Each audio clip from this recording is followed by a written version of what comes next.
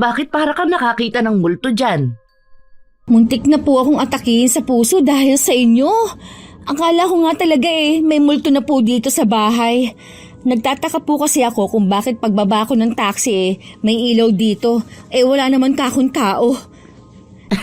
Ano ba pinagsasasabi mong bata ka? Sino naman ang magmumulto sa bahay natin? Paano po kasi sabi ninyo 2 linggo kayo mawawala. Pero 1 linggo pa lang po mula na umalis kayo Nag-aalala kasi ako sa'yo rito Wala kang kasama. Madalas gabi ka pang umuwi. Sana naman po nagpasabi kayo. Hindi man lang kayo nag-chat sa akin Gusto ko kasing sorpresahin ka. Kumusta na po pala si Ate Candy?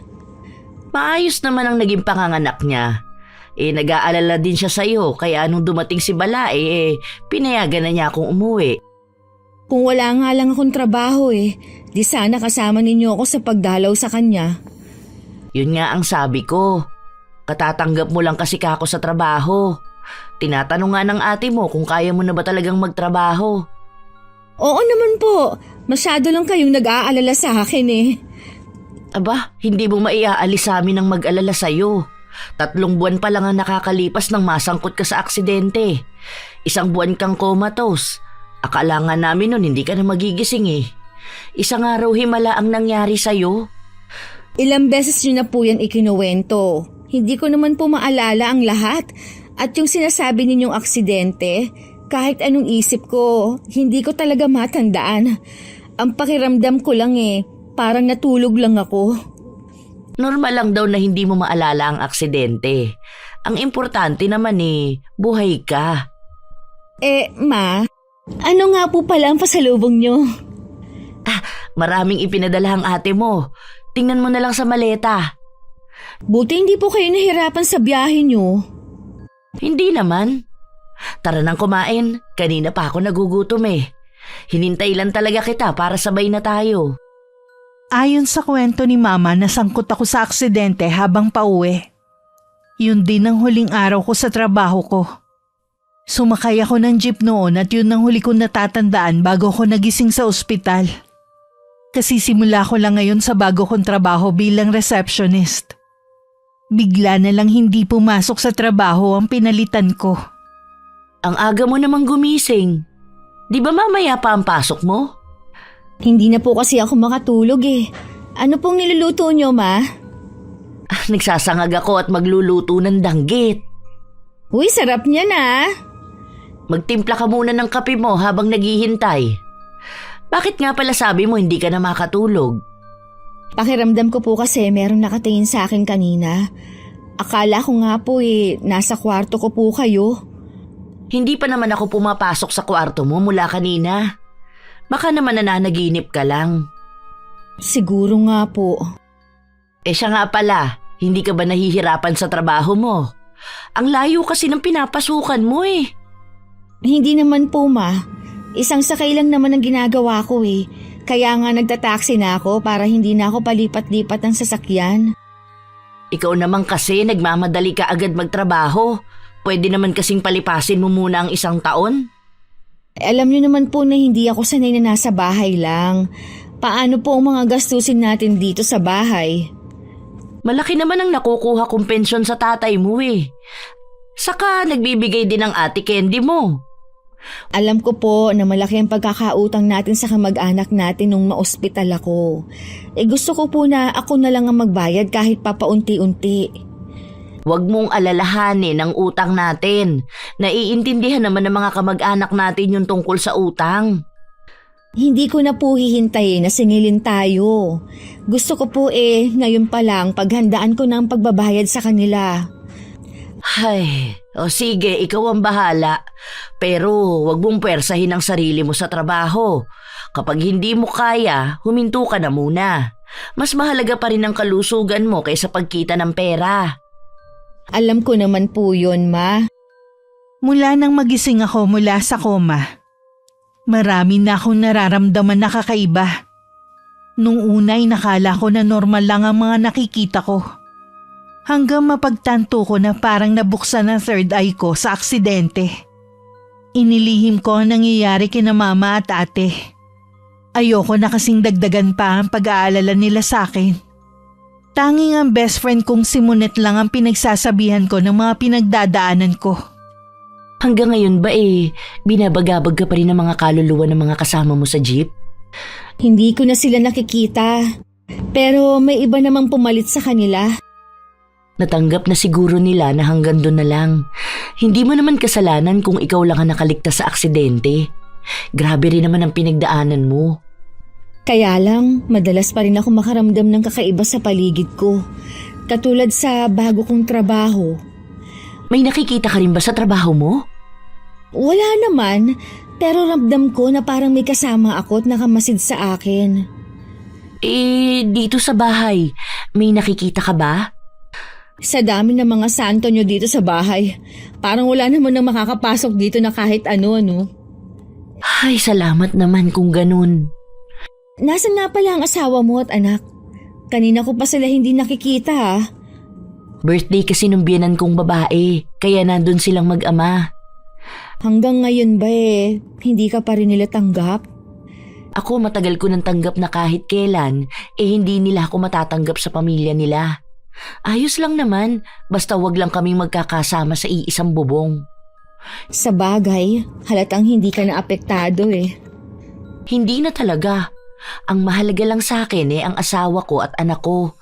Kaya ikaw, kung gusto mo ng tahimik na buhay, pumili ka ng lalaking ulila na. Ikaw talaga? O bakit? Totoo naman Tingnan mo na lang ako, yung mga pinagdaanan ko. Boyfriend nga wala mga biyenan pa kaya? Oo nga pala. 2 taon na rin mula nang magka-boyfriend ka. Ayaw mo ba pumasok ulit sa isang relasyon? Huwag na muna siguro. Uunahin ko muna yung mga utang namin. Alam mo naman na malaki ang nagastos ni na mama at ate dahil sa pagkaka-aksidente ko Sa bagay, mahirap nga yung may obligasyon pa. Tsaka, iniisip ko nga rin ang nangyayari sa akin. Pakiramdam ko, maaapektuhan na rin ang pamumuhay ko kung lagi akong nakakaramdam ng kakaiba sa paligid ko. Oo nga, mahirap nga ang ganyan. Kung ako siguro ang nasa kalagayan mo, malamang naloka na ako. Mabuti na lang malakas ang loob mo. Ayoko rin kasi na makahalata si mama, kaya pilit akong kumikilos ng normal. Magpatingin ka kaya sa doktor? Naisip ko na rin yan, pero nag-aalangan ako. Baka kasi mapagkamalan akong baliw. Sa bagay nga, mag-iisip din ako ng paraan kung paano kita matutulungan. Salamat ha. Yung nakikinig ka lang sa mga daing ko malaking bagay na yun sa akin. Magkaibigan tayo. Natural lang na damayan kita sa panahon na naguguluhan ka. Ganyan ka rin naman sa akin O paano? Uuwi na ako? Ingat ka ha, kahit ba malapit lang sa inyo. Chat ka lang sa akin kapag may kailangan ka. Habang naglalakad ako pa uwi, ramdam ko na parang may sumusunod sa akin. Paglingon ko, wala namang tao. Binilisan ko na lang ang paglalakad ko. Hanggang makarating ako sa bahay namin. Nang akmang isasara ko na ang pinto, nakita ko sa labas ng gate namin ng isang babae. Parang pamilyar sa akin ang suot niya. Bigla ko nakaramdam ng palalamig kaya mabilis ko nang sinara ang pinto. Parang yung suot niyang uniform. Kapareho ng sinusuot ko. Sino kaya siya? Oh, nandyan ka na pala Iha. Kumusta ang pagpunta mo kina Monet? Okay naman po. Nagkwentuhan lang naman kami. Bakit parang namumutla ka dyan? Masama ba ang pakiramdam mo? Ayos lang po ako. Tumakbo po kasi ako pa uwi Baka napagod lang ako. Bakit ka naman tumakbo? May humahabol ba sa'yo? Wala po. Sinubukan ko lang po na tumakbo kung kaya ko pa. Akala ko naman kung napano ka na Ma, meron po kasing babae sa labas. Hindi ko po kilala. Baka kayo, alam ninyo kung sino siya. Ha? Bakit hindi mo pa tinanong? Masilip nga kung sino. Nandito na kasi ako sa loob nang makita ko siya Wala naman Baka naman umalis na nung hindi mo siya pansinin. Ano bang itsura? Hindi ko po masyadong mamukaan pero halos kaedad ko lang po siguro siya. Baka isa lang sa mga tenant sa kabila. Halos mga kaidaran mo mga umuupa dyan eh. Baka nga po. Sige ma, papasok muna ako sa kwarto. Aayusin ko rin ang uniform ko para bukas. O sige, tatawagin na lang kita kapag maghahapunan na tayo. Habang natutulog ako, bigla na lang ako nagising sa gitna ng gabi. Napatingin ako sa may pinto. Nagtaka ako kung bakit nalipat doon ang uniform ko. Samantalang isinabit ko yung sa may bintana. Akmang tatayo ako pero hindi ko naman maigalaw ang katawan ko. Hindi ko rin maalis ang paningin ko sa may pinto. Hanggang nagkaroon ng paa, kamay at mahabang buhok ang uniform. Huli na mapagtanto kong tao pala yun na nakatingin sa akin. Lucy! Lucy! Gumising ka! Ha? Ma? Ano pong ginagawa niyo rito? Narinig kasi kitang sumisigaw kaya napatakbo ko rito. Ano bang napanaginipan mo? Hindi ko na po maalala, ma. Anong oras na po ba? 3:00 pasado pa lang. Heto, inumin mo muna tong tubig mo rito. Salamat po. Pakiramdam ko nga uhaw na uhaw ako. Mabuti lagi kang may tubig dito sa lamisita mo. Alam niyo naman po na uhawin ako kaya talagang lagi akong may tubig sa kwarto ko. Matulog ka ulit, maaga pa naman. Babantayan kita. Hindi na po ako makakatulog. Babangon na lang po ako. Sa sala na lang po ako maghihintay ng oras. Ang mabuti pa sasamahan na lang kita. Hindi na rin ako makakatulog Pasensya na po ha kung pati kayo naabala ko. Naku, huwag mo isipin na abala ka. Lagi ka bang nananaginip ng masama? Ngayon lang po, ma. Ipagtitimpla na lang kita ng gatas. Siguro bawasan mo muna ang pag-inom mo ng kape. Mahirap naman po yun. Lalo't antukin pa naman ako. Kape po talaga ang nagpapagising sa akin.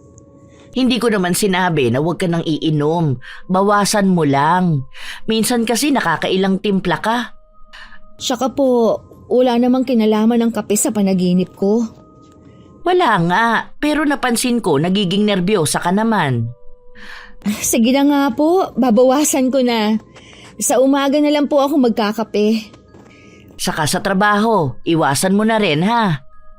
Kahit wala sa mood magtrabaho, pinilit ko pa rin pumasok. Habang tumatagal kasi nagugustuhan ko na ang trabaho ko. Kahit konti lang kami sa building na yon, mababait at madaling pakisamahan ng mga katrabaho ko. Hindi katulad sa dati kong inalisan. Maliban pa doon ako lang mag-isa sa pwesto ko. Pagkatapos ng lunch break may oras pa naman ako para mag-ayos.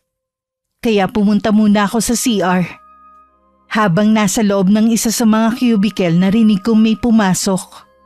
Paglabas ko wala namang tao. Nagkibit-balikat na lang ako at humarap sa salamin. Doon ko nakita ang isang babae na tila pamilyar sa akin. At pareho kami ng uniforme. Bago ka lang siguro dito Ngayon lang kasi kita nakita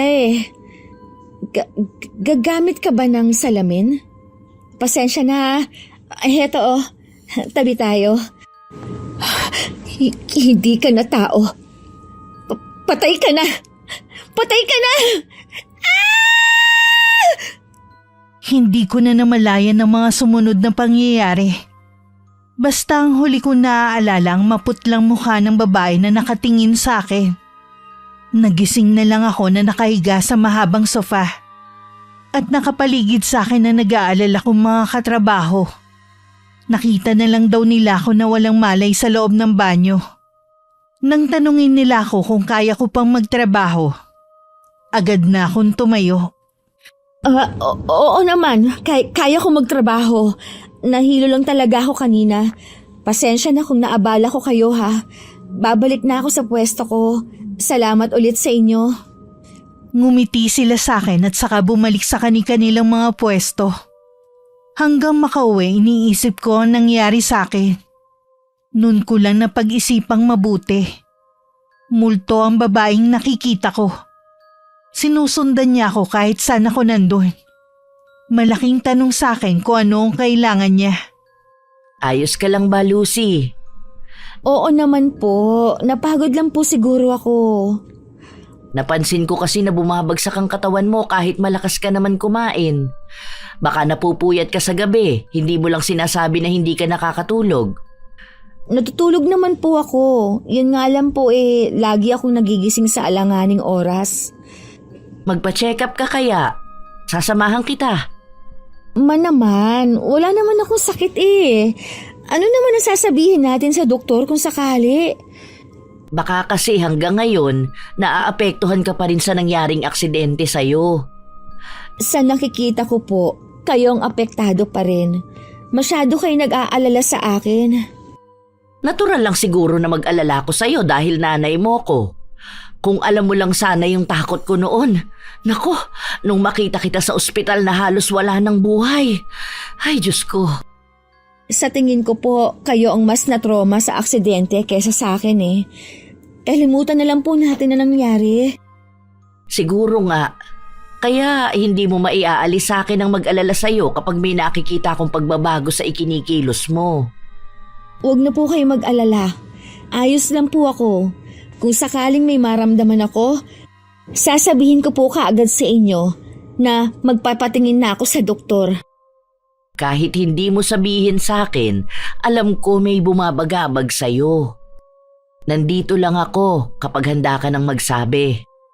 Naikwento ko kay Moneta na pag-usapan namin ng mama ko sa pagdalaw ko sa kanya.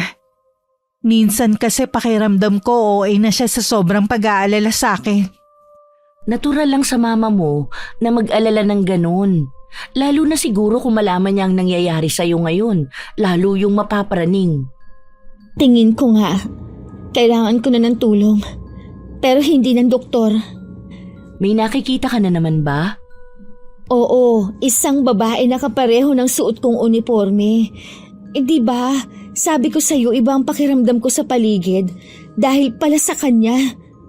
Sino nga kaya ang babaeng yun? Bakit kaya siya nagpapakita sa'yo? Hindi ko alam pero nararamdaman ko na meron siyang gustong sabihin sa akin. Kung kapareho ng uniforme mo ang suot niya, malamang dati siyang nagtatrabaho sa kumpanyang pinapasukan mo ngayon.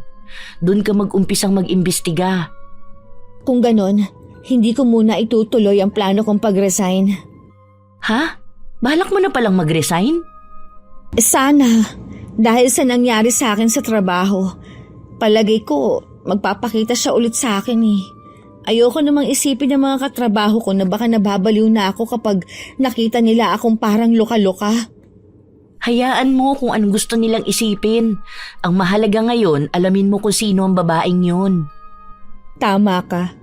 Tingin ko rin kahit umalis ako sa trabaho, hindi rin niya ako patatahimikin eh.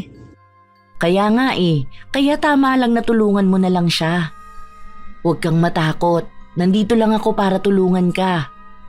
Salamat ha. Maaasahan ka talaga. Ngayon lang ako bumabawi sa'yo sa dami ng tulong na binigay mo sa akin noon. Hindi naman ako naniningil no. Natural na sa magkaibigan na magdamayan sa oras ng kagipitan. Huwag na nga natin pag-usapan ang mga nagawa natin sa isa't isa. Basta magkaibigan tayo. Sinunod ko ang payo sa akin ni Monet. Inalam ko sa pinapasukan ko ang tungkol sa babae. Hindi naman ako nahirapan lalo na nung makita ko ang litrato niya. Nasiguro kong yun ang babaeng nagpapakita sa akin. Ang bilis mo namang nalaman ng impormasyon tungkol sa multo na yun. Rosel Soriano pala ang pangalan niya. Kasing edad mo lang pala siya. Sa tingin ko, tinulungan na rin niya ako para malaman kong ilang impormasyon tungkol sa kanya. Siya ang pinalitan ko. Sabi ng mga katrabaho ko, bigla na lang daw hindi pumasok si Rosel. Isang linggo na daw ang nakakalipas nang pumunta ang live-in partner nito at hinahanap siya. Ilang beses pa nga daw nagpunta ang lalaki doon. Nakakaawa na nga daw eh. Alam mo ba kung saan nakatira yung live-in partner ni Rosel? Oo, nakuha ko rin ang address. Kapag wala akong pasok, pupuntahan ko siya. Sabihan mo lang ako ha, sasamahan kita. Baka naman maabala lang kita. Ayoko na mag-isip ng hindi maganda ang asawa mo. Hindi ka abala sa akin. Saka para matapos na rin ang problema mo. Saka walang pakialam ang asawa ko sa mga ginagawa ko, no? Iniisip ko nga kung sino kaya ang pumatay kay Rosel. Baka makakuha tayo ng clue kapag nakipagkita tayo sa kinakasama niya. Oo nga, gusto ko na rin matapos na ang problema kong ito. Hindi na rin kasi ako makatulog. Magdasal ka lang bago matulog.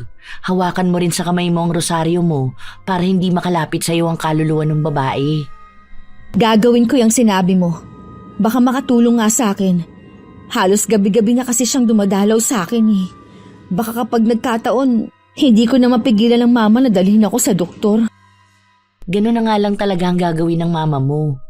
Kilala naman natin si tita kapag nag-aalala. Swerte nyo na nga ng ate mo sa kanya eh. Oo nga pala, maaga ka nga pala na ulila sa ina. Ganun talaga ang buhay, hindi lahat pinapalad. Basta yung bilin ko ha, huwag mong kalilimutan bago ka matulog. Sinunod ko lahat ng sinabi ni Monet pero hindi tumalabang mga yun. Naisip ko baka dahil hindi ganun kalalim ang pananampalataya ko. Yung pakiramdam na gising ako pero hindi ko naman maigalaw ang katawan ko. Dinig ko rin ultimo tunog ng orasan sa dingding. Ilang sandali pa sa gilid ng mga mata ko. Nakita kong palapit ang babae hanggang tumayo siya sa tabi ko. Gusto kong pumikit at sumigaw pero hindi ko magawa. Lucy! Gising! Binabangungot ka na naman! Ma? Ano pong ginagawa niyo dito? Narinig ko kasing sumigaw ka. Kanina pa kita ginigising pero hindi ka magising-gising. Mabuti na lang kiniliti ko ang talampakan mo. Ang sama lang po ng panaginip ko. Ang mabuti pa, tuwing gabi sa kwarto ko na lang ikaw matulog para nababantayan kita. Huwag na po ma, hindi naman na ako bata para tumabi pa sa inyo eh. Nag-aalala lang naman ako sa'yo eh. Paano kung hindi ka magising? Baka mamaya mapasukan na lang kitang malamig na bangkay dito sa kwarto mo. Hindi po mangyayari yon ma. Ayos lang po ako. Anong ayos lang? Halos gabi-gabi ka na lang nga nananaginip ng masama eh. Anong oras na po ba? Naririnig ko na kasi ang tilaok ng manok ng kapitbahay eh. 4:00 na. Kung ayaw mong matulog sa kwarto ko, ako na lang ang matutulog dito sa kwarto mo. Paano po tayo magkakasya sa higaan ko? Single bed lang to. Pwede naman ako maglatag dito sa sahig. Pero ma... Huwag ka nang tumutol. Bilang mama mo, alam kong makakabuti para sa'yo. Parang panaginip lang naman po ang nangyayari sa akin eh. Hindi na normal yung gabi-gabi ka na lang sumisigaw dahil sa masamang panaginip. Dahil lang po ito sa pagod siguro. Huwag ka nang makipagtalo pa. Buo na ang desisyon ko. Sasamahan kita rito simula mamaya. Wala akong nagawa. Nang sumunod na gabi sa kwarto ko nga natulog si mama.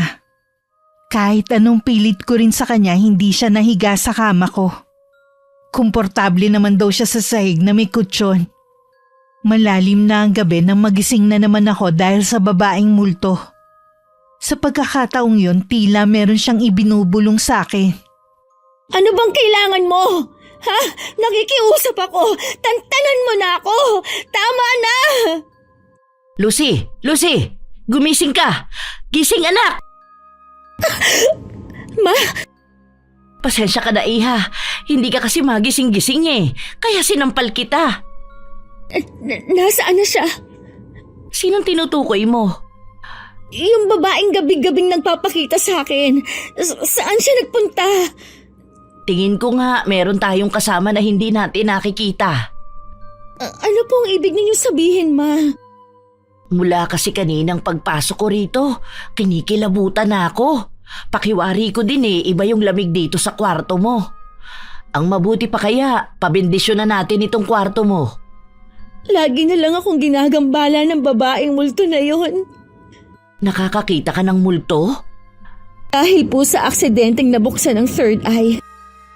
Bakit ngayon mo lang sinabi sa akin? Sorry, ma. Ayoko na po kasi mag-alala pa kayo. Naku, mas lalo mo akong pinag-aalala dahil akala ko kung ano na ang nangyayari sa'yo. Iniisip ko rin po kasi na baka hindi kayo maniwala sa akin.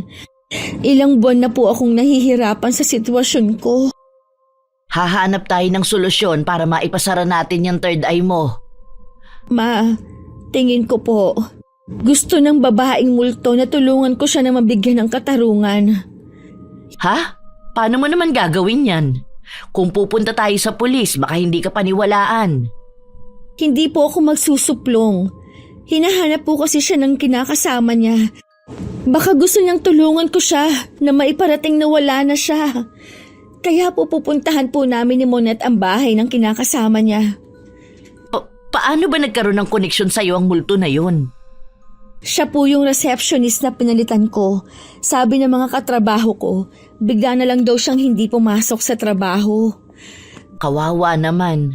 Siguro hindi matahimik ang kanyang kaluluwa. Kaya nga po tutulungan ko siya para matahimik na rin po ako. Sigurado ka ba sa plano mong tulungan ng multo na yon? Baka kasi ikapahamak mo lang ang gagawin mo. Sigurado po ako, Ma. Kasama ko naman po si Monet kaya lumalakas ang loob ko. Baka may iba pang paraan na matulungan ng babaeng yun nang hindi mo kailangang masangkot. Sa akin po siya nagpapakita, kaya po alam ko na ako lang ang makakatulong sa kanya. Sige, hindi na kita pipigilan pa, pero mag-iingat ka. Multo ang gustong humingi ng tulong sa'yo. Opo, Ma, alam ko po. Ang pagtulong naman po ay para sa lahat. Oo nga. Kaya lang kasi Ay, sa bagay, kasama mo naman si Monet. Alam ko na hindi kanya pababayaan. Nagpatawag ng pari si Mama para mabindisyonan ng buong bahay at ang kwarto ko. Kinabukasan naman day off ko. Pinuntahan namin ni Monet ang address kung saan dating nakatira si Rosel. Isang matangkad at mistisuhing lalaki ang nagbukas ng pinto. Nagtatakang tingin ang ipinukol niya sa amin. Sino kayo? Anong kailangan nyo? Mga kaibigan kami ni Rosel. Mga kaibigan? Kilala ko lahat ng kaibigan ni Rosel. Ngayon ko lang kayo nakita. Bago lang niya kaming mga kaibigan bago siya nawala. Ako nga pala si Lucy at siya naman si Monet. Ganun ba? Pasok muna kayo. Pasensya na kung makalat ang bahay Wala kasi akong oras para maglinis. Lagi kasi akong wala. Teka, kukuha ko kayo na maiinom. Hindi, huwag na. Katatapos lang naman namin magmerienda. Paano nyo nga pala nakilala si Rosel? Hindi niya kasi kayo nababanggit Magkasama kami sa trabaho. Mabait naman siya kaya nakapalagayan namin agad ang isa't isa. Ako na lang din na nagpakilala sa kanya kay Monet. Bago lang kaming magkakaibigan ng... Kaya pala pareho kayo ng uniforme. May balita ka na ba sa kanya? Wala pa rin hanggang ngayon. Kaya nga ako laging umaalis para mag-follow up sa kaso niya. Inireport mo rin pala sa pulis ang pagkawala niya. Oo, kaya lang hanggang ngayon hindi pa rin siya nahahanap. Parang nakukulitan na nga ang pulis na may hawak sa kaso niya sa pagpapabalik-balik ko. Sa tingin mo kaya, nasaan na siya ngayon? Sabi ng pulis na kausap ko, posible daw na patay na si Rosel. Para daw kasing naglahong parang bula ang kinakasama ko. Pero hindi ako naniniwala. Alam ko, buhay pa ang mahal ko. Hindi ako susuko hanggat hindi ko siya nakikita. Araw-araw ko siyang hahanapin sa iba't ibang lugar. Magbabaka sakali na baka may nakakita sa kanya. Oliver, paano kung talagang patay na nga si Rosel? Hindi pa siya patay. Alam ko nasa ibang lugar lang siya. Baka nagpapalamig lang. Pero hindi siya patay. Alam ko na mahirap tanggapin, pero posible yun. Hanggat walang katawan niya, hindi ako maniniwala na patay na siya. Hahanapin ko siya kahit saang sulok ng Pilipinas.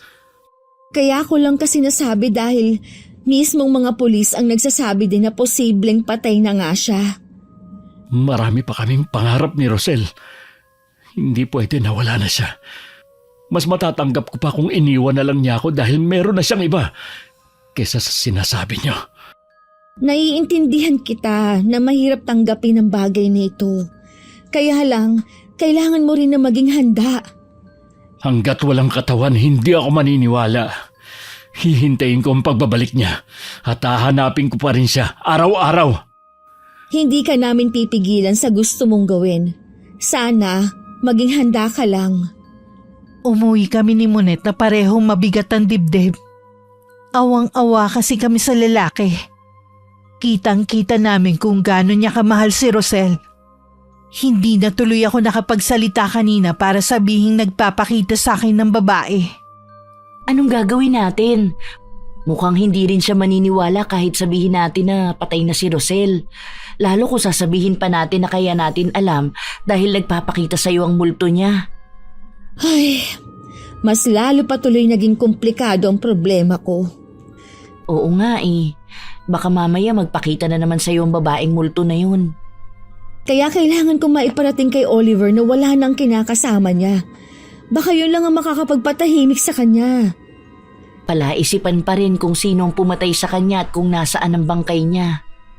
Sa dami ng masasamang tao sa mundong ito, kahit walang motibo, kayang pumatay ng isang tao.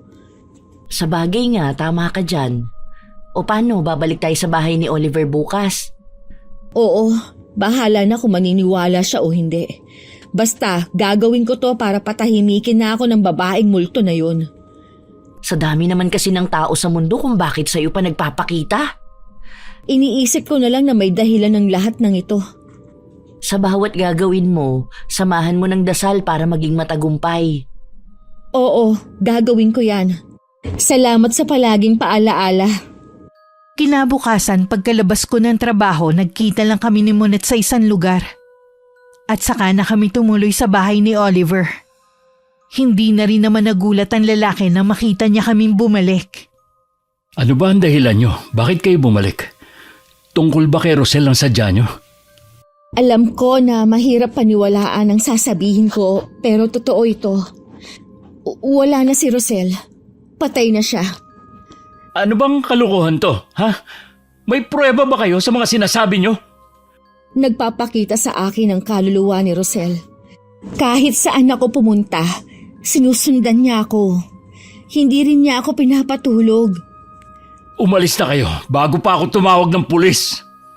Pwede bang hayaan mo muna magpaliwanag ang kaibigan ko, ha? Akala ko ba gusto mong malaman ang nangyari sa mahal mo? Pwes, ito na ang mga sagot sa mga tanong mo kung nasan si Rosel. O sige, magsalita ka. Sabihin mo sa akin lahat ng nalalaman mo. Matagal nang patay si Rosel. Hindi na siya babalik pa. Hindi matahimik ang kaluluwa niya. Siguro nahihirapan din siyang nakikita kang nagdurusa sa pagkawala niya. Tigilan mo na ang paghahanap mo sa kanya. Totoo ba yan? Kung ganun, nasaan ang katawan niya kung talagang patay na siya? Hindi ko alam. Patawarin mo ako kung hanggang doon lang ang alam ko. Iyon lang naman ang mensahe na gusto niyang iparating sa'yo eh. Para hindi ka na umasa na babalik pa siya. Paano ko ito papaliwanag sa pamilya niya? Nangako ako sa kanila na hahanapin ko si Rosel. Kailan ba kayo huling nagkita ni Rosel? Nung bago siya pumasok sa trabaho, ipinagluto ko pa nga siya eh. Kung ganon, huli siyang nakitang buhay nung pumasok siya sa trabaho. Maaari nung pauwi siya, doon siya na corner ng salarin.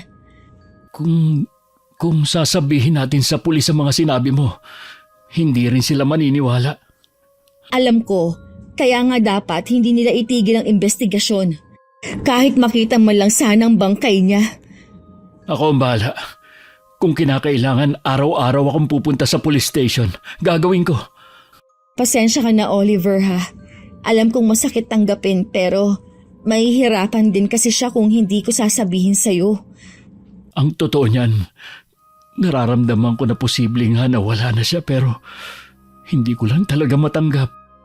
Nandito lang kami kung kailangan mo ng tulong o makakausap. Salamat sa inyo. Alam ko na mabubuti kayong tao. Mag-iingat ka rin kasi hindi natin alam kung sino ang salarin. Posible rin na kilala niyo ang taong pumatay sa kanya. Titignan ko rin ang mga gamit niya. Baka may makita ako na pwede nating gawing ebidensya. Malaking tulong yung gagawin mo. Tatawagan ko kayo agad kapag meron ako nakita na pwede magturo ng kinaroroonan ni Rosel. Hindi na rin kami magtatagal. Kailangan na rin namin umuwi eh. Mag-iingat kayo sa pag-uwi. Parang nabunutan na rin ako ng tinik pagkatapos kong maipagtapat kay Oliver ang lahat. Naaawa man kami pero kailangan na niyang tanggapin na hindi na babalik si Rosel. Mula rin ng araw na yun, hindi na nagparamdam ang babaeng multo. Kawawa naman pala si Oliver. Oo nga po eh. Biruin ninyo, ilang buwan na niyang hinahanap si Rosel. Eh yun pala matagal ng patay yung tao. Sana naman makita na ang bangkay niya para mabigyan ng disenteng libing. Eh sana na nga po.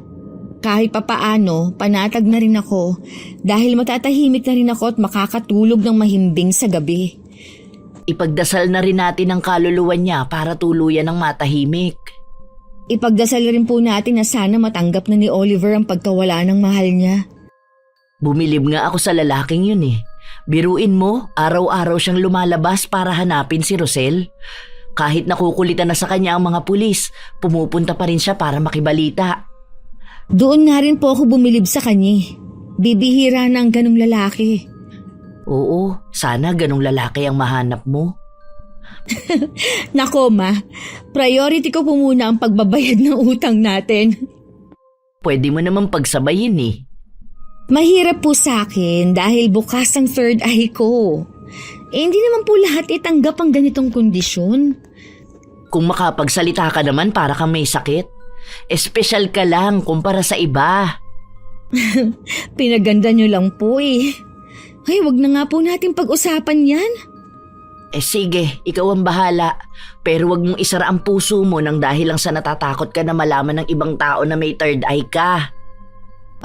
Opo, ma.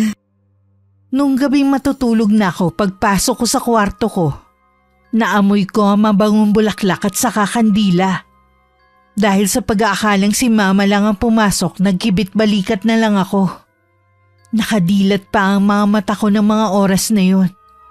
Nang bigla na lang nagpakita sa akin si Rosel na umiiyak habang naliligo sa sariling dugo. Bigla akong napabangon mula sa pagkakahiga. Rosel, ginawa ko ng gusto mo. Sinabi ko na kay Oliver na patay ka na. Ano pa ba ang kailangan mo, ha? Sabihin mo, para matulungan kita. Rosel? Rosel, nasan ka? Sabihin mo sa akin kung sinong pumatay sa'yo. Tinangka akong tumayo pero bigla na naman nanigas ang katawan ko. Hindi na naman ako makagalaw. Kinakapos na rin ako ng paghinga na parang nalulunod. Lucy! Lucy, gising! Lucy! Ma? Hindi pa rin pumatahimik si Rosel. Hindi ko na alam ang gagawin ko. Hindi kaya gusto niyang humingi ng tulong sa'yo para mahanap ang taong pumatay sa kanya? Siguro nga po, kaya ginugulo na naman niya ako. Kailangan mong maging matapang ngayon dahil sigurado na magpapakita ulit siya sa'yo. Siya lang mismo makakapagturo kung sinong pumatay sa kanya. Oo, kaya kapag nagpakita siya, tanungin mo kung sino ang pumatay sa kanya. Opo, ma. Tatanungin ko siya. Kung talagang gusto niyang mabigyan ng katarungan na nangyari sa kanya, kailangan niyang makipagtulungan. Sige na, matulog ka pa. Babantayan na lang kita. Hindi na rin po ako makakatulog nito eh. Hihintayin ko na lang po na mag-umaga. Kung ganun sa sala na lang tayo maghintay. Parang bumigat na naman kasi ang kwarto na to. Dahil nandito lang siya sa paligid. Hindi na nga siya nananakit, pero papatayin naman niya tayo sa nerbiyos. Halika na, tumayo ka na dyan sa higaan. Ayaw na sana ni Mama na pumasok pa ako sa trabaho ng araw na yun. Pero ako lang ang nagpumilit. Baka kasi may malaman pa ako tungkol kay Rosel. Pero maliban sa masipag sa trabaho at magaling makisama, wala na akong nalaman pa sa mga katrabaho ko. Bago umuwi ng hapon, pumunta muna ako sa CR. Kapapasok ko pa lang nang biglang nagpatay sindi ang ilaw. Imbis na matakot, tumingin pa ako sa salamin sa harapan ko. Mula doon lumitaw ang imahe ni Rosel. Wala namang lumalabas na boses sa kanya pero naiintindihan ko ang buka ng bibig niya. Oo, Rosel. Handa kitang tulungan. Gusto mo bang mabigyan ng hustisya ang pagkamatay mo? Sabihin mo sa akin, sino ang pumatay sa'yo? Ano ang pangalan niya? Bigla ko nanlumo nang biglang nawala ang imahe ni Rosel. Ngunit bigla na lang may pulang likido na gumuhit sa salamin. Nanlaki ang mga mata ko nang mabasa ko ang pangalan na nakasulat doon. Hindi ako makapaniwalang siya ang pumatay kay Rosel. Sabi na nga ba duda na nga ba ako sa paiyak-iyak ng Oliver na yun? Awang-awa pa naman tayo sa kanya. Peke naman pala siya. Nang mabasa kong sinulat ni Rosel sa salamin, hindi ako makapaniwala. Si Oliver mismo ang pumatay sa kanya. Siguro, para nga naman hindi siya mapaghinalaan na may kinalaman sa pagkawala ni Rosel. Nagkunwari na lang siya na hinahanap niya ang pobre. Ang galing umarte ng hinayupak. Kahit alam na natin kung sino ang pumatay kay Rosel, wala naman tayong ebidensya. Hindi rin natin siya mapapakulong. Kailangan si Oliver mismo ang umamin sa mga pulis. Kailangan natin siyang kumbinsihin. Nararamdaman ko naman na mahal niya si Rosel. Baka hindi naman niya talaga sinasadya na mapatay ang kasintahan. Ibig mong sabihin makikipagkita tayo sa kanya? Naku, baka mamaya tayo naman ang isunod niya. Hindi tayo dun sa bahay niya pupunta. Iba ang pakiramdam ko sa bahay na yon. Palagay ko, naroon lang ang bangkay ni Rosel. Nakakakilabot naman yun. 2 beses pa naman tayo nagpunta sa bahay niya. Desidido na ako na mabigyan ng hustisya si Rosel kaya lahat gagawin ko. Magkasama natin yan gagawin. Kahit na hindi ko personal nakakilala si Rosel, naaawa pa rin ako sa kanya. Kinabukasan tinawagan ko si Oliver para makipagkita sa amin. Nauna lang kami ng ilang minuto ni Monet sa tagpuan. Humahangos naman na dumating ang lalaki. Parang pagod na pagod pa siya. Pasensya na kayo kung ngayon lang ako May ginawa pa kasi ako sa bahay. May ilan lang akong iniligpit na gamit. Mga gamit ba ni Rosel? Oo. Ngayong wala na siya, minabuti ko na lang na itago na lang ang mga gamit niya. Nalulungkot lang kasi ako makita mga ngayon. Bakit nga pala gusto niyo na dito magkita? Hindi na lang sa bahay. Hindi na ako magpapaligoy-ligoy pa, Oliver. Bakit mo pinatay si Rosel? Ha? Ano bang sinasabi mo, Lucy? Hindi kita maintindihan. Mismong si Rosel ang nagsabi sa akin na ikaw ang pumatay sa kanya. Imposible naman ang sinasabi mo. Kahit kailan, hindi na nakakapagsalita ang patay. Maaari nga. Pero sinulat niya ang pangalan mo sa salamin nang tanungin ko siya kung sino ang pumatay sa kanya. Sa tingin mo may maniniwala sa'yo? Ha? Kung talagang mahal mo si Rosel, aaminin mo ang kasalanan mo. Hindi nga akong pumatay sa kanya. Huwag mo akong pinagbibintangan. Huwag ka nang magsinungaling pa. Maawa ka naman kay Rosel at sa pamilyang naulila niya. Saan mo tinatago ang katawan niya? Mabuti pa magpatingin ka sa doktor. Mukhang malala na yung sayad mo. Ikaw ang may sayad, hindi si Lucy. May matino ba naman na papatayin ang kinakasama? Hindi nga akong pumatay sa kanya. Kung hindi niyo ako titigilan, irereklamo ko kayo sa mga pulis. Sige, mabuti pa nga para lumabas na ang katotohanan. Pareho nga yata kayo siraulo Diyan na nga kayo. Inaksayan niyo lang ang oras ko sa pagpunta rito. Hoy, bumalik ka rito. Aminin mo munang ikaw ang pumatay kay Rosel. Hayaan mo na siya. Kahit alam na natin ang totoo, hindi natin siya pwedeng pilitin. Kung hindi siya aamin sa ginawa niyang krimen, paano mabibigyan ng katarungan ng pagkamatay ni Rosel? Baka makonsensya din siya sa ginawa niya. Kung noon nga hindi siya nakonsensya, ngayon pa kaya? Takot lang noon na makulong. Ang mabuti pa, umuwi na muna tayo. Para kasing bigla akong napagod Samantala ng mga oras na yun nanginginig naman sa matinding takot si Oliver. Pagdating sa bahay niya, kinuha niya agad ang gamot niya. At saka uminom kahit walang tubig. Malaking tulong sa kanya yon para kumalma. Panira talaga ng planong magkaibigan na yon. Totoo nga kaya na nagpapakita ang multo ni Rosel sa kanila? Kalokohan. Kung totoong nagmumulto si Rosel, edi sana sa akin na muna siya nagpakita at ako ang minulto. Kahit anong mangyari, hindi niyo malalaman na akong pumatay kay Rosel.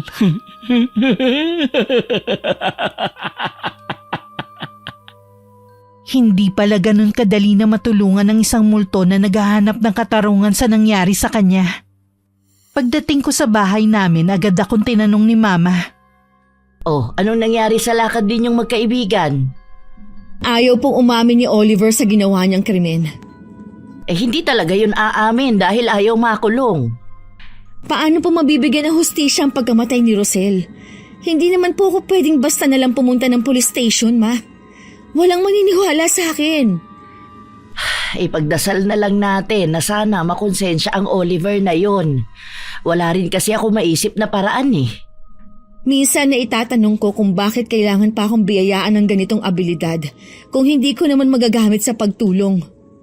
Lucy, may dahilan ng lahat. Huwag mong sisihin ang sarili mo kung hindi mo man matulungan si Rosel. Pakiramdam ko po nangihina na ako. Paanong hindi ka manghihina kulang ka sa tulog? Wala ka na rin ginawa kundi ang mag-isip. Parang gusto ko na rin mag-resign sa trabaho. Hindi po kasi ako makapag-concentrate Kahit sa ang sulok nakikita ko si Rosel. Baka isipin ng mga katrabaho ko nasisiraan na ako ng bait dahil sa kakatuwa kong kinikilos. Mabuti pa nga siguro para kahit papano makapagpahinga ka muna. Tingnan mo ang itsura mo. Ang payat mo na. Inaalagaan ko naman po ang sarili ko. O sige na, matulog ka na muna. Babantayan kita. Madalas pa rin ako nagigising dahil kay Rosel. Ayaw niya akong tigilan hanggat hindi nabibigyan ng hustisya ang pagkamatay niya. Tuluyan na rin ako nag-resign sa trabaho. Minsan dumalaw sa amin si Monet. Matagal na rin kasi nung huli akong pumunta sa kanila. Anong nangyari sa'yo? Bakit butot balat ka na lang? Kumakain ka pa ba? Yan nga ang sabi ko sa kaibigan mo Ayaw naman magpadala sa doktor. Hindi naman po makakatulong ang doktor sa akin Ginugulo ka pa rin ba ni Rosel? Oo, kahit saan ko ipaling ang paningin ko, nandun siya. Dapat si Oliver ang minumulto niya at hindi ikaw. Sana nga. Kaya lang siguro, sarado ang third eye ni Oliver kaya sa akin siya nagpapakita. Kakausapin ko ulit siya. Baka sakaling mahabag na siya at umamin sa nagawa niyang krimen. Sabihan mo lang ako at sasamahan kita. Salamat sa iyo, Monet, dahil hindi mo pinababayaan ang anak ko. Oo naman po, tita. Para naman kami magkapatid ni Lucy Siya nga pala. Kung wala kang gagawin, dito ka nalang magtanghalian ha. Sige ba? Wala naman na mag-ama ko nasa kabilang bahay.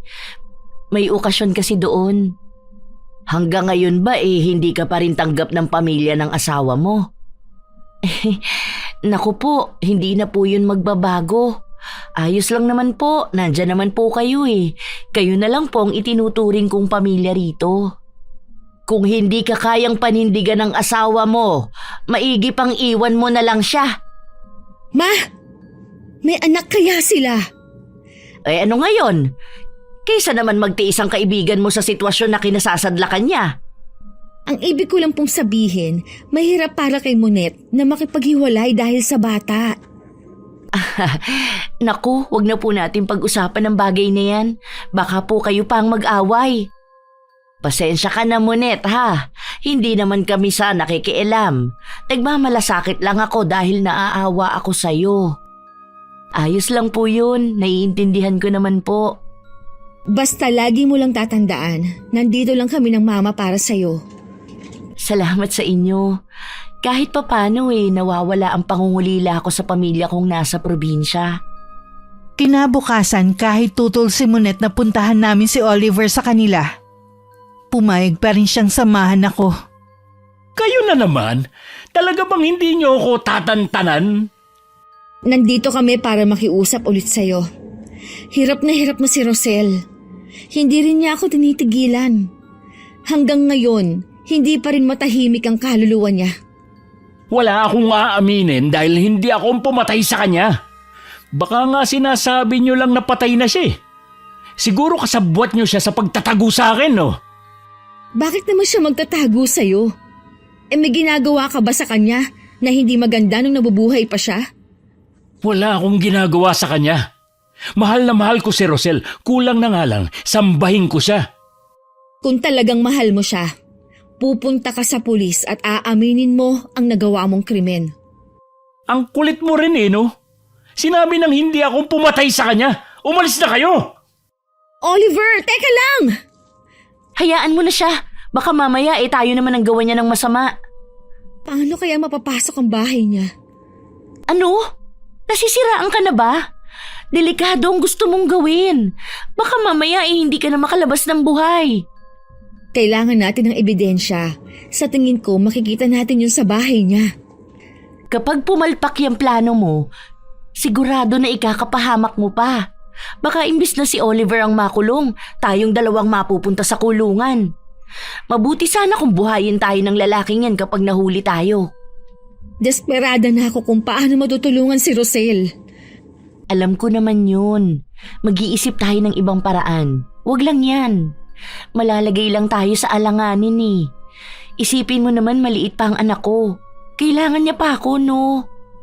Pasensya ka na. Hindi ko naisip na may anak ka nga pala.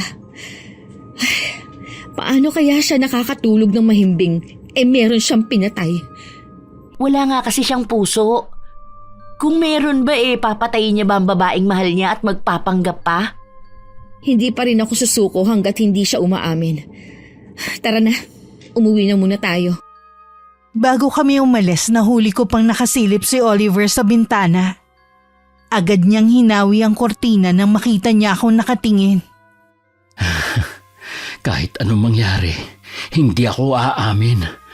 Mahihirapan silang mapatunayan na ako nga ang pumatay.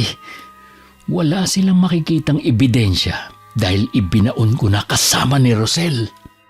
Dahil wala na akong maisip na iba pang paraan, niyaya ko si Monette na pumunta kami sa police station para i-report ang nangyari. Nung una maayos pa ang pakikiharap sa amin. Pero nung ikwento kong nakakakita ako ng multo, dun na sila hindi naniwala at tinawanan pa kami. Sabi na sa'yo hindi tayo basta paniniwalaan eh. Mabuti nga pinaalis lang tayo at hindi ikinulong. Pasensya ka na ha. Muntik ka patuloy madamay ng dahil sa akin. Ayos lang yun. Sabi ko nga, kasama mo ko lagi. Hindi pwede na basta nalang kita pabayaan. Si Mama, nagbabalak na naman pabendisyon na ng bahay. Baka sakali daw na umalis na si Rosel. Di ba ginawa na yun ni tita noon? Hindi naman niya napaalis ang multo. Yun nga ang sabi ko. Susubukan daw niya kesa naman daw sa hindi kami matahimik. Kahit humingi kasi tayo ng tulong sa paranormal, wala ring katiyakan kung aalis siya. Dahil ang gusto niya talaga katarungan sa pagkamatay niya. Kaya kailangan talagang umamin ni Oliver. Yun lang ang tanging solusyon para manahimik na siya. Ipaalam kaya natin sa pamilya ni Rosel. Tanging si Oliver lang ang nakakaalam kung saan nakatira ang pamilya ni Rosel. Hindi rin kasi alam ng mga naging katrabaho niya kung saan ang probinsya niya. Sa tingin ko, ipagpasa Diyos na lang natin at ipaubaya sa mga pulis na naghahanap kay Rosel. Naisip ko, bakit hindi ka muna umalis sa bahay niyo? Saan naman ako pupunta? Bakit hindi ka muna magbakasyon sa ate mo? Matagal na niya kayo pinapapunta doon, di ba? Pagkakataon mo na to para makalayo. Pag-iisipan ko muna. Huwag mo nang pag-isipan pa. Wala na talaga akong naiisip na solusyon sa problema mo eh. Pero nasa iyo naman yun kung susundin mo. Pag-uwi ko sa bahay, agad kong sinabi kay Mama ang suggestion ni Monette. Parang nagustuhan naman niya yun. Gusto ko ang ideya ni Monette. Siguradong matutuwa din ang kapatid mo kung magbabakasyon tayo sa kanila. Nakukonsensya po ako kung aalis ako. Hindi mo kailangang makaramdam ng ganyan. Ginawa mo naman ang lahat para matulungan si Rosel. Tao ka lang. May hangganan din ang kakayanan mo kahit pa sabihin na bukas ang third eye mo. Sigurado po ba na hindi niya ako masusundan sa bahay ni Ate Candy? Malalaman natin. Ang importante ngayon makalayo ka muna sa bahay na ito. Sige po ma, doon muna tayo kay ate. Tatawagan ko na ang kapatid mo. Sigurado na matutuwa yun. Okay lang po kaya na walang tao dito sa bahay natin? Makikisuyo na lang ako sa kapitbahay natin. Mabait naman itong nasa kabila eh. Sa bagay nga. Ha? Ayan na naman ang amoy. Anong amoy? Amoy bulaklak po at kandila. Naghahalo ang amoy nila. Ha? Wala naman ako naaamoy ah. Alam ko po nasa paligid lang si Rosel. Mukhang hindi niya gustong gagawin natin na pag-alis. Ginawa naman natin lahat para matulungan siya. Na kay Oliver na ang huling desisyon. Rosel, alam kong nakikinig ka sa akin. Alam kong nahihirapan ka na. Pero sana maunawaan mo ko. Naniniwala ako na balang araw, makakamit mo rin ang hustisya. Lagi naming ipinagdarasal na sana matauhan na si Oliver at magtapat na siya sa mga pulis. Nawala ng amoy. Pero alam kong nasa paligid lang siya. Pareho kami ni Mama na nakaramdam ng malamig na hangin sa paligid. Nag-usal na lang ng panalangin si Mama. Hanggang mawala ang pakiramdam na parang meron pa kaming ibang kasama. Kinabukasan umalis na rin kami. Gaya ng inaasahan, tuwang-tuwa si ate. Ayos naman ang lugar, pero hindi pa rin ako matahimik. Dama ko pa rin kasi ang presensya ni Rosel. Napapansin pala ni Mama ang pagkabalisa ko. Alam ko may bumabagabag sa'yo. Kahit ang kapatid mo napapansin na ang kakaibang ikinikilos mo. Hindi pa rin niya ako nilulubayan. Ha? Nandito si Rosel? Opo. Parang mauuna pa yata akong masiraan ng bait kaysa mabigyan siya ng hustisya eh. Huwag mong sabihin yan. Magpakatatag ka anak. Hahanap tayo ng solusyon. Lumapit kaya tayo sa albularyo. Ano naman ang may tutulong ng albularyo sa atin, Ma? Subukan lang natin. Wala namang mawawala eh. Sige po. Saan naman tayo hahanap ng albularyo? Nabanggit ng ate mo na meron daw magaling na manggagamot dito. Hindi lang daw siya manggagamot. Isa din siyang mangkukulam. Sana nga matulungan niya tayo. Pupuntahan agad natin siya. Sa pagtanong-tanong namin natuntun namin ang bahay ni Caliroy. Nasa dulo ng baryo ang tinitirhan niya. Ayon sa napagtanungan namin, nanggagamot daw ang matandang lalaki. Pero kilala siya sa pangungula. Hindi pa man kami kumakatok ni Mama, bumukas na ang pinto. At iniluwa ang isang matandang lalaki na bulag ang isang mata. Magandang araw po sa inyo, Caliroy. Tuloy kayo. Alam ko na ang sadya nyo. Alam niyo na po? Parating pa lang kayo eh. Alam ko na. Maupo muna kayo dyan. Magpapausok lang ako sa paligid. Hindi ko kasi gusto na merong kaluluwa na umaaligid sa bahay ko. Alam po niya ang tungkol kay Rosel. Sabi ko na sa'yo magaling siya. Kita mo nga, alam na niya agad ang sadya natin. Sana maitaboy na niya ng tuluyan ang kaluluwa ni Rosel. Haya na si Caliroy. Hindi pa niya nakikita ang liwanag kaya hindi pa siya makatawid. At isa pa, hindi pa siya handang iwan ng mundong ito. Tingin niya dahil sa nakikita mo siya, ikaw ang magiging susi para makatawid siya. Pinatay po siya ng kinakasama niya. Kaya lang po, ayaw umamin ng lalaki sa ginawa niyang krimen. Hanggang ngayon po ginugulo ako ng multo. Hindi ka niya titigilan kahit saan ka magpunta. Alam niya kasi ikaw lang ang makakapagbigay ng hustisya sa kanyang pagkamatay. Tulungan niyo po ako, Caliroy. Lahat na nagpupunta rito tinutulungan ko. Pero ang sa iyo ang pinakamahirap na kaso. Ikaw pa lang ang lumapit sa akin na dahil sa multong problema. Caliroy, Nagsimula lang naman po ang problema ng anak ko mula nang mabuksan ng third eye niya. Pwede kayang maisara yun? Pwede nating subukan, pero kailangan bukal sa kalooban ng anak mo at handa siya. Gusto ko po sanang tulungan muna si Rosel bago ko tuluyang ipasara ang third eye ko. Pero anak, lahat nga ginawa mo na eh. Maawa ka naman sa sarili mo. May naiisip po ako na isa pang paraan para kusang umamin si Oliver. Alam ko pong matutulungan tayo ni Caliroy. Anong naiisip mong paraan, iha? Gusto kong ipakulam si Oliver. Pahirapan siya hanggang siya na mismo ang sumuko at umamin. Maganda ang naisip mo. Kaya lang anak, masama ang magpakulam ng kapwa. Ito na lang po ang naiisip ko na paraan. Oo nga, kaya lang... Sige, kung yan ang plano mo. Kung buo na ang pasya mo, bumalik ka sa Biyernes ng hapon. Dala ng kanyang litrato at buong pangalan. Bakit po sa Biyernes pa? Dahil ganoong araw malakas ang aking kapangyarihan. Sige po, babalik na lang po kami sa Biyernes. Ngayon pa lang po nagpapasalamat na ako sa inyo. Gumaan na ang pakiramdam ko na makauwi kami. Pero ramdam ko pa rin ang presensya ni Rosel sa paligid. Humingi naman ako ng tulong kay Monet kung paano makukuhanan ng litrato si Oliver. Kahit ang kaibigan ko nagulat sa plano ko pero sumang-ayon din naman siya. Habang nag-iisip si Monet kung paano makakalapit kay Oliver, bigla naman itong sumulpot sa harapan ng bahay nila. Anong ginagawa mo rito? Galing ako sa bahay ng kaibigan mo. Wala siya sa kanila. Nandito ba siya? Nasa bakasyon ng kaibigan ko dahil sa sobrang stress. Dahil sa ginawa ninyo, pinuntahan ako ng mga pulis sa bahay ko.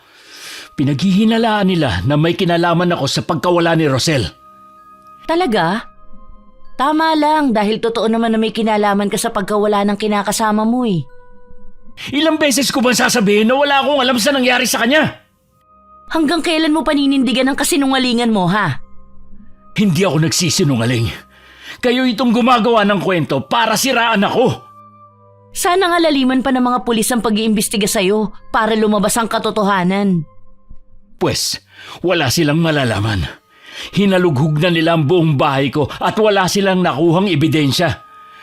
Wala silang nakita na magpapatunay na ako ang pumatay kay Rosel. Kaya tumigil na kayong magkaibigan sa panggugulo sa akin. Aamin ka rin balang araw. Ikaw mismo ang magsusuko ng sarili mo sa mga pulis. Hindi mangyayari yan kahit kailan. Itaga mo sa bato. Tignan lang natin. Bago makalayo si Oliver, nakuhanan na siya ni Monet ng litrato. Agad niya yung pinasa sa akin.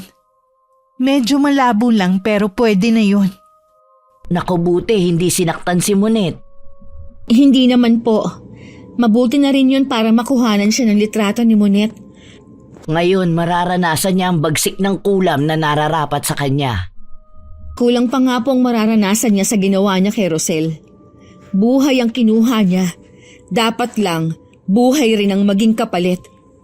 Maiba nga pala ko. Bago magtanong sa'yo ang ate mo ha. Nalaman niya kasi na galing tayo kay Caliroy. Sabi ko kasi may sakit ka at nagpapagamot. Ako na po ang bahala kapag tinanong niya ako. Naniwala naman siya sa sinabi ko dahil mukha ka naman talagang may sakit. Ayoko na kasing mag-alala pa siya. Ayoko rin naman po lalo't na ag-aalaga pa siya ng baby niya. Konting tiis na lang, maaayos din ang problema mo. Alam ko po na malapit nang matapos ang problema ko. Pagkatapos po nito, mahaharap ko na rin sa wakas ang sarili kong buhay. Dumating ang araw ng Biyernes. Gusto pa sana ni Mama na samahan ako pero inatake siya ng rayuma niya. Kaya ako na lang ang nagpunta sa bahay ni Caliroy. Hindi mo yata kasama ang nanay mo. Sinumpong po kasi ng rayuma niya, kaya hindi ko na po pinasama. Dala mo ba ang mga kailangan ko? Opo, dala ko na po lahat. Pinapauna ko na sa iyo, iha.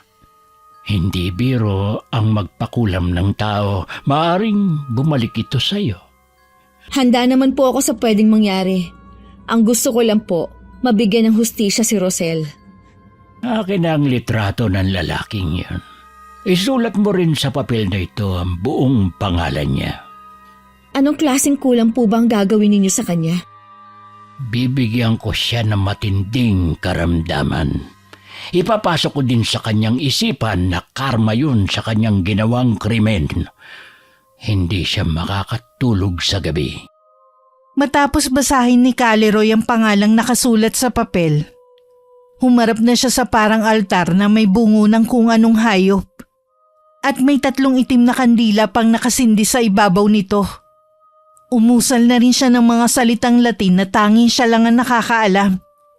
Pagkatapos ng 2 linggong bakasyon, umuwi na rin kami ni Mama sa bahay namin. Agad kong tinawagan si Monet para pumunta sa amin. Mukhang hiyang sa'yo ang pagbabakasyon mo ha. Namiss ko kayo ni tita. Sabi ko nga sa kanya, ayaw pa nga kami pauwiin ng ate niya pero siya ang mapilit na umuwi na. Sabi ko nga sa kanya, ayaw pa nga kaming pauwiin ng ate niya pero siya ang mapilit na umuwi na. Yun palang sinabi mo na pagkulam kay Oliver, tumalab na kaya yun sa kanya? Hindi ko alam pero sabi ni Caleroy, matinding sakit daw ang dadanasin niya. Ultimo pagtulog, mahihirapan siya. Paano kaya natin malalaman? Hindi naman tayo pwedeng pumunta ron. Baka magkahinala pa ang lalaking yun. May palagay ako na siya mismo ang tatawag sa atin. Tama na muna yung kwentuhan tungkol sa taong yun. Hali kayo, magmerienda muna tayo. Ito nga pala ang mga pasalubong namin sa iyo, Monet. Naku, salamat po. Nag-abala pa po talaga kayo. Siyempre naman, para ka na rin naming kapamilya. Ang dami naman po nito. Masyado po talaga kayong galante sa pagbibigay ng pasalubong. Sa'yo lang naman dahil kaibigan ka ni Lucy. O siya, bago pa tayo magkaiyakan kainin na muna natin ang hinanda ni Mama na merienda. Habang masayang nag-uusap sina Mama at Monet, hindi ko maiwasang mapalingon sa kwarto na bahagyang nakaawang ang pinto. Alam ko nandun na naman si Rosel. Kinabukasan tanghali na nasa higaan pa rin ako. Nang tumunog ang cellphone ko, sinagot ko yun nang hindi tinitignan kung sinong tumatawag. Napabalikwas ako ng bangon nang marinig na si Oliver pala ang nasa kabilang linya. Humihingi siya ng tulong. Pinuntahan ko lang si Monet at saka na kami umalis. Salamat naman at pinuntahan mo ako. Bakit ikaw lang? Nasaan si Monet? Pumunta siya sa police station. Di ba sabi mo gusto mo nang sumuko? Oo. Mahigit 1 linggo na akong binabagabag ng konsensya ko dahil sa ginawa ko. Karma na siguro nangyari sa akin. Ano bang nangyari sa'yo? Bakit puno ka ng sugat sa katawan? Ang bilis ng ikinabagsak ng katawan mo. Kulang pa ito sa ginawa ko kay Rosel. Tama lang sa akin na magdusa sa karamdaman na kahit ang doktor, hindi alam kung ano. Sabihin mo sa akin, paano mo pinatay si Rosel? Hindi ko naman sinasadya Maniwala ka, hindi ko sinasadya na patayin siya. Nagdilim lang talaga ang paningin ko. May pinag-awayan ba kayo? Oo. Gusto niyang makipaghiwalay sa akin. Nung una, ayaw pa niyang aminin na meron na siyang iba pero sa bandang huli, umamin na rin siya na may iba na siyang gusto at balak na nilang magsama. Paano mo siya pinatay? Paulit-ulit kong inuntog ang ulo niya sa pader. Saka lang ako natawan nang hindi na siya gumagalaw. Nasaan ang katawan niya? Ibinaong ko sa lupa. Naging pataba ang kanyang katawan. Sa likod, yung maraming bulaklak, naroon siya. Kung talagang mahal mo siya, hindi mo siya magagawang saktan, lalo na't patayin. Maniwala ka sa akin. Yun ang unang beses na nasaktan ko siya. Trinato ko siyang parang reyna. Niayaw ko siyang padapuan ng lamok. Kulang na lang, subuan ko siya habang kumakain. Ako rin nagpaaral sa kanya sa kolehiyo. Kahit may sarili akong pangarap, isinantabi ko yun para sa kanya. Tapos, may nakilala lang siya na masigit sa akin. Iiwanan niya ako? Alam mong hindi tatanggapin sa korte ang dahilan mo. Nakapatay ka at itinago mo pa ng ilang buwan ang bangkay niya. Kung hindi ka pa dinapuan ng sakit, hindi ka pa aamin. Natakot din kasi ako makulong. Akala ko, kaya kong itago ang krimen. Hindi ko akalain na magpapakita sa iyo si Rosel. Nakikisimpatya ako pareho sa inyo ni Rosel. Ang umamin ka sa ginawa mo sa kanya, yun lang ang makakapagpatahimik sa kanya. Alam mo, sana mapatawad niya ako sa ginawa ko sa kanya. Handa na akong makulong. Nandito na ang mga pulis. Inulit ni Oliver sa harapan ng mga pulis ang ginawa niya. Hindi rin nila malaman kung poposasan pa ang lalaki dahil sa kalagayan nito. Hindi na rin siya makatayo. Minabuti nilang tumawag ng ambulansya para madala ang lalaki sa ospital. Kami naman ni Monet pinanood ang paghuhukay sa likod ng bahay. Kung saan namumukadkad ng mga bulaklak sa mismong pinaglibingan sa katawan ni Rosel. Sa totoo lang, hindi ko maiwasan na maawa sa kalagayan ni Oliver nang makita ko siya kanina. Para kasing tumanda ang itsura niya dahil sa sakit. Matindi nga talaga yung kulam na ipinataw sa kanya. Makakaligtas pa kaya siya? Oo naman, inamin na rin niyang nagawang krimen. Kaya babawiin na ni Caliroy ang kulam. Ang lalim pala ng pinaglibingan kay Rosel. Kanina pa sila naghuhukay pero hindi pa rin makuha ang katawan. Nakakalungkot na nauwi sa trahedyang masayang pagsasama ng dalawa. Kahit may mali pa si Rosel, hindi pa rin tama na sapitin niya ang ganitong karumal-dumal na kamatayan. Sinabi mo pa, kahit sino walang karapatan na kumitil ng buhay. Haya na yata. Ha? Kalansay na nga! Halos mag-iisang taon na rin na nakabaon siya dyan. Kaya huwag ka na magtaka, nakalansay na lang ang katawan niya. Nagulat lang talaga ako. Mabuti pa umuwi na tayo. Nagawa na rin naman natin ang misyon mo. Siguro naman matatahimik na si Rosel. Alam ko kung nasan man siya ngayon, masaya na siya. Sa wakas at makakatawid na rin siya sa liwanag. Umalis na rin kami sa lugar na yon. Lumingon pa ako dahil pakiwari ko may nakasunod sa akin ng tingin. Nakita ko nga si Rosel na nakangiti sa akin. Hindi na nakakatakot ang itsura niya. Maaliwalas na kasi at kumaway pa sa akin. Isang buwan na rin ang nakakalipas mula nang mangyari yon. Nasa bahay namin si Monet ng mga sandaling yon. Nahatulan na pala si Oliver sa ginawa niyang pagpatay kay Rosel. Nabalitaan ko nga rin yan. Ganun talaga. Bawat krimen may karampatang parusa. Pinagbayaran lang niya ang kasalanan niya. Lucy, totoo ba na balak mong ipasara ang third eye mo? Oo, kaya nga babalik kami sa albularyo. Gusto ko kasing maging normal ang buhay ko katulad nung hindi pa ako naaaksidente. Kung doon ka matatahimik. Basta nandito lang kami ng mama mo para suportahan ka sa mga desisyon mo. Gusto ko na rin kasing mag-apply ng trabaho para sa mga obligasyon kong naiwan. Kailan ang balak ninyong pag-uwi? Sa makalawa na, babalik din naman agad kami dito. Gusto ka sana namin isama para makita mo naman ang lugar nila Candy. Oo nga, ang ganda doon. Naku, sa susunod na lang siguro. Ingat na lang kayo sa biyahe. Hihintayin ko na lang kayo rito. Nang makabalik kami agad kong pinuntahan si Caliroy. Parang inaasahan naman niya ang pagdating ko. Sa nakikita ko, desidido ka na sa pasya mo. Oras na maumpisa na natin, hindi ka na maaaring umatras pa. Kailanman hindi ko pagsisisihan na naging pasya ko na ipasara ang third eye ko. Mas naging tahimik ang buhay ko. At sa kasalukuyan, masaya ako sa bago kong trabaho. Wakas,